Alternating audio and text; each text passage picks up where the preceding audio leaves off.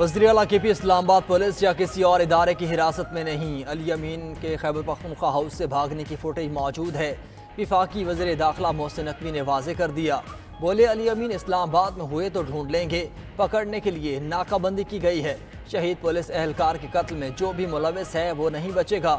Governor Khyber Pakhtunkhwa Faisal کریم کنڈی نے کہا، علی امین گنڈا پور خود ساختہ روپوش ہیں۔ گاڑی کی ڈگی میں فرار ہو کر علی امین گنڈا پور نے ناک کٹوائی۔ وہ وکٹ کے دونوں جانب کھیل رہے ہیں۔ کے پی اسمبلی کا اجلاس بلا کر ڈرامہ رچایا جا رہا ہے۔ یہ لوگ چاہتے ہیں کہ بانی پی ٹی آئی جیل سے رہا نہ ہوں۔ پی ٹی آئی کا ایک ہی ایجنڈا ہے ملک دشمنی، اور ایک ڈرامہ رچایا جا رہا ہے صوبائی اسمبلی کا اجلاس بلا کر۔ اگر ان کو کہیں گرفتار کیا ہے تو مجھے بتائیں کہ اتنے کیمرس تھے، ساری چیزیں میڈیا پہ نظر آ رہی تھیں، موبائل سے بھی کیمرے سے بھی۔ اگر ان کو گرفتار کیا تو ان کو کلپ تو دکھا دے کہ ان کو گرفتار کیا گیا ہے۔ انہوں نے کل سے خود ساختہ روپوشی اختیار کی ہوئی ہے، مزے لوٹ رہے ہیں، وکٹ کے دونوں طرف کھیل رہے ہیں۔ سنا کہ گاڑی کی ڈگی میں غائب ہو جاتے ہیں۔ تو یہ چیزیں تو میں سمجھتا ہوں کہ سارے پختونخوا کی میں ناک کٹوائی ہے۔ علی امین گنڈا پور کے اچانک غائب ہونے کی حقیقت آشکار۔ وزیر اعلیٰ کے پی کے خیبر پختونخوا ہاؤس سے روانگی کے حقائق منظر عام پر آ گئے۔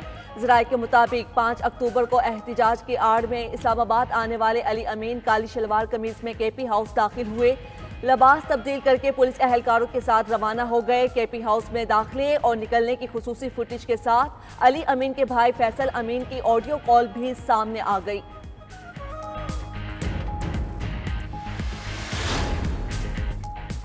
خیبر پختونخوا حکومت کا علی امین گنڈا پور کی گمشدگی عدالت میں چیلنج کرنے کا فیصلہ۔ ایڈوکیٹ جنرل کے پی شاہ فیصل پشاور ہائی کورٹ میں درخواست دائر کریں گے۔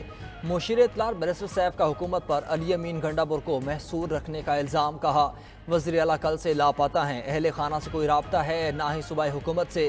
اسد کیسر بولے، منتخب وزیر اعلیٰ کا منظر عام سے غائب ہونا صوبے کی بے عزتی اور عوام کی توہین ہے۔ ادھر خیبر پختونخوا اسمبلی کا ہنگامی اجلاس آج طلب۔ اسمبلی سیکریٹریٹ کے مطابق وزیر اعلیٰ خیبر پختونخوا کے لاپتہ ہونے کے معاملے پر بحث کی جائے گی۔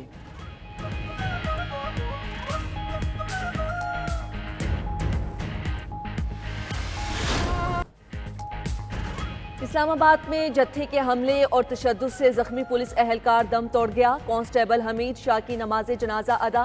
وزیر داخلہ محسن نقوی، گورنر کے پی فیصل کنڈی، آئی جی اسلام آباد، آئی جی پنجاب اور اہلکاروں کی شرکت۔ وزیر داخلہ اور گورنر نے شہید کے جسد خاکی پر پھول رکھے۔ پولیس کے چاقو چوبند دستے نے سلامی پیش کی۔ شہید اہلکار حمید شاہ ایبٹ آباد کے رہائشی تھے۔ وزیر داخلہ کا شہید کے خاندان کے لیے شہداء پیکج کے ساتھ بیٹے کو پولیس میں نوکری دینے کا اعلان۔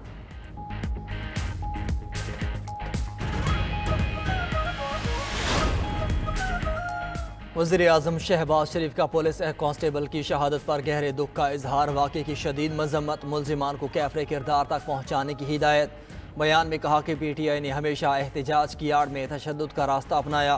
ماضی میں سرکاری ٹی وی اور پارلیمنٹ ہاؤس پر حملہ کیا گیا۔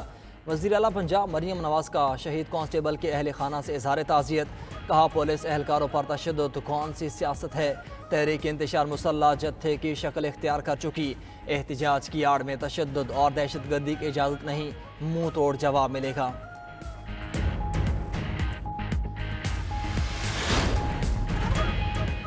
تحریک انصاف کا پرتشدد احتجاج، بانی پی ٹی آئی اور مقامی رہنماؤں سمیت 250 سے 300 کارکنان کے خلاف مقدمہ درج۔ راجہ بشارت، تیمور مسعود، اجمل صابر راجہ اور دیگر شامل۔ مقدمہ دہشت گردی اور دیگر سخت ترین دفعات کے تحت درج کیا گیا۔ ٹیکسلا پولیس نے 105 مظاہرین کو گرفتار بھی کر لیا۔ وزیر داخلہ کے مطابق مجموعی طور پر 795 انتشار پسندوں کو گرفتار کیا گیا۔ 106 افغان باشندے شامل ہیں۔ سادہ لباس میں ملبوس کے پی پولیس کے 11 اہلکاروں کو بھی گرفتار کیا گیا۔ تحقیقات جاری ہیں، رپورٹ وزیر اعظم کو پیش کی جائے گی۔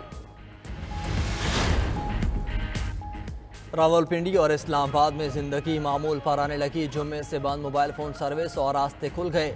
ڈپٹی کمشنر راولپنڈی کے مطابق شہر میں 29 داخلی راستوں پر رکاوٹیں اور کینٹینرز ہٹا دیے گئے۔ اسلام آباد، پشاور اور لاہور اسلام آباد موٹر ویز بھی بحال۔ فیض آباد کے مقام پر مری روڈ اور اسلام آباد جانے والے راستے جزوی بند ہیں۔ مختلف مقامات پر پولیس اور ایف سی کے جوان سیکیورٹی کے لیے موجود۔ ادھر لاہور کے تمام داخلی اور خارجی راستوں پر ٹریفک بحال، معمولات زندگی رواں دواں ہیں۔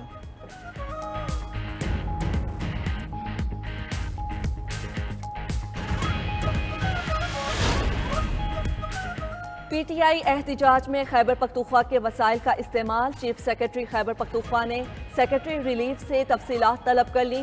चीफ सेक्रेटरी ने सेक्रेटरी रिलीफ को रेस्क्यू एहलकारों और गाड़ियों की तफसीलात जमा करने की हिदायत कर दी। गुज़श्ता रोज़ एहतिजाज में रेस्क्यू एहलकारों और गाड़ियों के इस्तेमाल की वीडियो वायरल हुई थी।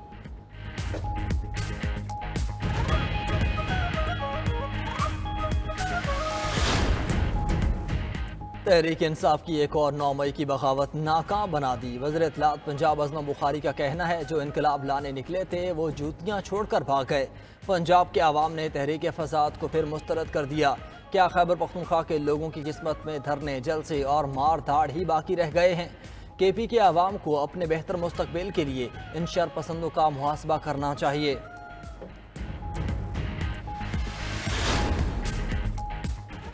वज़ीर बल्दियात सिंध सईद गनी ने PTI को अना पसंद आदमी करार दे दिया। बोले, मुल्क को तबाही के दहाने पर पहुंचाने का जिम्मेदार बानी PTI है। इस शख्स की हवस सिर्फ इक्तिदार है। इस शख्स के गलत मुआहिदों का खुमियाजा आज मौजूदा हुकूमत उठा रही है।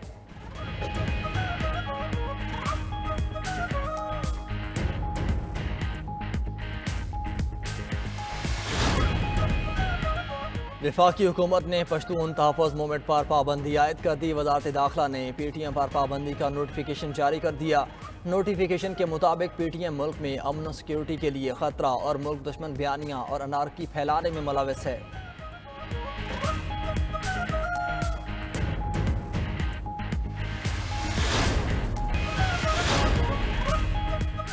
वज़ीर आला पंजाब मरियम नवाज से अर्जेंटाइन के सफ़ीर की मुलाकात। लाइफ स्टॉक, ज़राअत, IT, खेल और दीगर शोबों में ताउन के फ़रोग़ पर गुफ्तगू। उकाड़ा में साइलोस का पायलट प्रोजेक्ट लॉन्च करने पर इत्तेफाक। मरियम नवाज बोली कि अर्जेंटाइन की मीट प्रोसेसिंग टेक्नोलॉजी से इस्तेफ़ादा हासिल करेंगे। सेबस्टाइन सेओस ने लाइफ स्टॉक और बायोटेक्नोलॉजी के शोबे में पंजाब के साथ काम करने की ख्वाहिश ज़ाहिर की।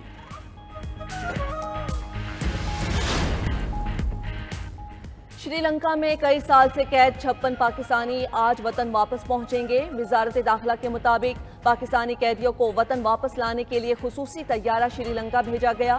कैदियों की पाकिस्तान मुंतकली के लिए वजारत दाखिला 3 माह से श्रीलंकन हुकाम के साथ राब्ते में थी।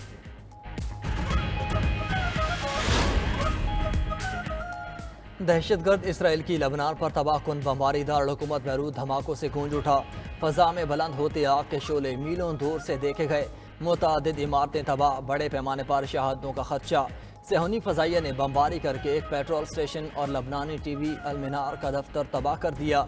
इसराइली फ़ौज ने हमलों का दिफा करते हुए हिज़्बुल्लाह की अस्करी तनसीबात को निशाना बनाने का दावा किया। वस्ती गज़ा में मस्जिद पर बमबारी में 24 फ़लस्तीनी शहीद, 93 ज़ख्मी हो गए। अल-बुरीज और अल-नसीरात पनाह गुज़ीन कैंपों पर हमलों में 48 शहादतें रिपोर्ट हुई।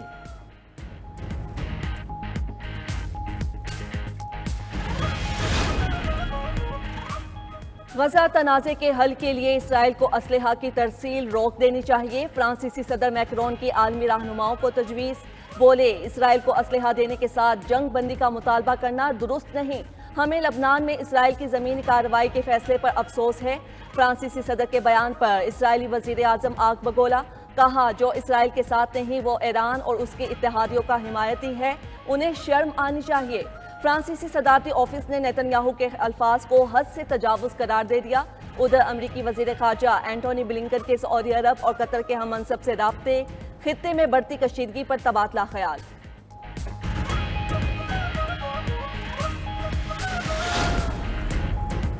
इसराइल में शहरी अपने वज़ीर आज़म के खिलाफ सड़कों पर मुजाहिरीन ने आग लगाकर हाईवे को बंद कर दिया।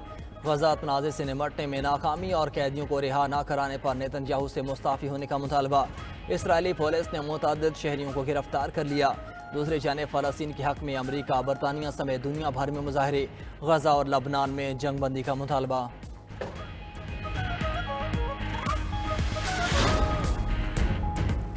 मौसम ने करवट ले ली। पंजाब और खैबर पख्तूनख्वा में बारिश के बाद गर्मी की छुट्टी, हवाएं ठंडी हो गईं।